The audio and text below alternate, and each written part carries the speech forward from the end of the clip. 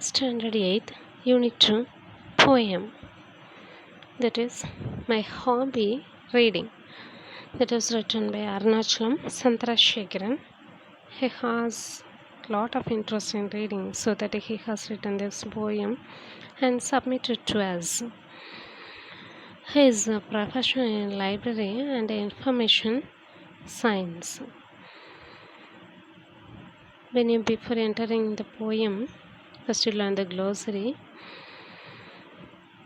The first one is braiding, that means multiplying, constructing, that means establish, rational, based on or in accordance with the reason or logic, ajar, slightly open, curl, laugh in a loud, harsh way, vigorous, strong, healthy, and full of energy.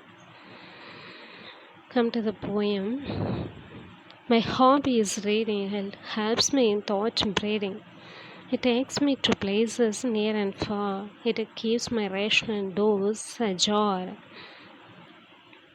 Next stanza. It teaches me to cackle and cry without wings. It lets me fly. I wish if all the children could read. In constructing a vigorous society, then we shall succeed. Come to listen the explanation of the poem. My hobby is reading. The poet declares the first line itself that reading is her hobby. Next line, it helps me in thought braiding. That means he says his reading hobby helps him to grow and cultivate many good thoughts. It takes me to places near and far.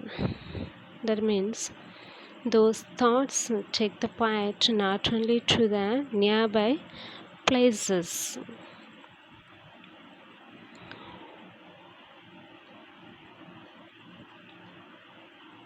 It takes me to places near and far. That means those thoughts take the poet not only to the nearby places but also to the remote and far areas.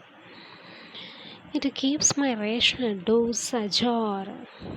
That means the poet compares his mind to a room and expresses that reading habit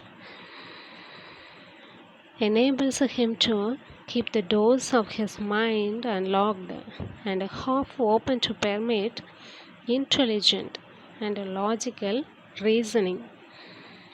At the same time, it prevents the unwanted entry of bad and wrong things. It teaches me to cackle and cry. That means reading practices the poet to take in both the happiness and sorrow in the same spirit. It teaches him to laugh loudly during happy times and to cry and let out sorrow during painful times.